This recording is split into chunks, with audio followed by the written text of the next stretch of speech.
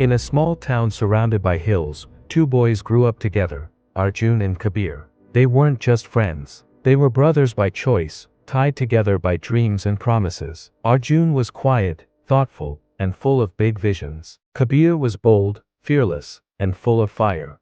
Together, they were unstoppable. But life has a way of testing even the strongest bonds.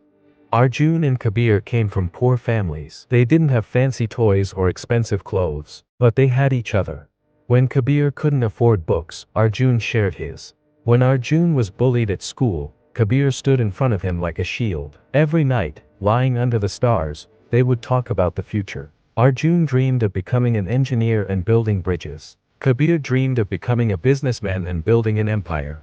Kabir would laugh and say, "One day, I'll invest in your bridges, and together, we'll change the world." And under those stars, they promised each other, "No matter what happens, we'll never let go." But life took different turns. Arjun received a scholarship and moved to the city to study.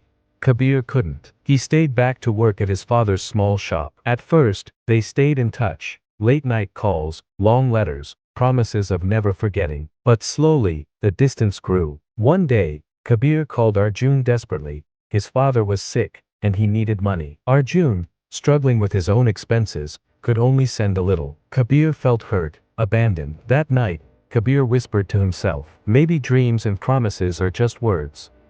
10 years passed. Arjun became a successful engineer, designing highways and bridges across the country. Kabir, through sheer grit, became a businessman. He wasn't educated like Arjun, but he was street smart, ruthless, and ambitious. Both achieved something, yet both carried emptiness inside. One day, fate brought them face to face again at a business conference. Arjun walked up with a smile, but Kabir's eyes were colder, sharper. Still, when they spoke, old memories resurfaced, and slowly, a new connection began. Soon after, Arjun got a chance to design a bridge near their hometown, the very dream they once spoke of under the stars. But the project needed huge funding. The biggest investor in town, Kabir. When Arjun approached him, Kabir smirked and said, "So, the dreamer finally needs the businessman." Arjun laughed nervously, "Kabir, this is more than a project. This bridge will connect our town, our people, and maybe, it can reconnect us." After a long pause, Kabir agreed.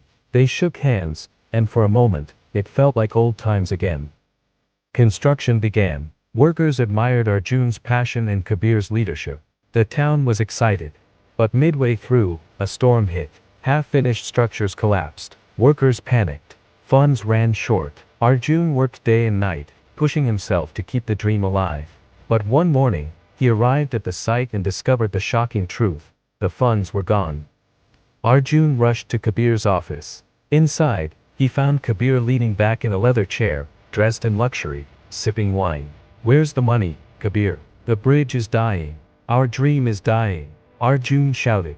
Kabir calmly smiled. "Our dream? No, Arjun. Your dream. I funded it because I wanted to see if you had changed. Turns out, you're still the same boy, believing in promises, in loyalty, in friendship." Arjun's voice trembled. "You betrayed me.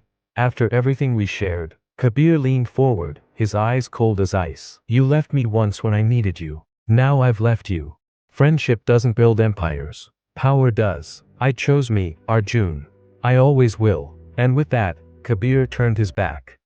Arjun stood frozen. His heart shattered, but deep inside, a fire lit up. He whispered to himself, "You can betray me, Kabir. You can steal my money, but you'll never steal my purpose. This bridge will rise, and one day, the world will know who was true, and who was just a shadow." As Kabir's car drove away, Arjun looked back at the half-broken bridge. Tears rolled down, but his jaw tightened with determination, because betrayal only destroys the weak. The strong rise from it.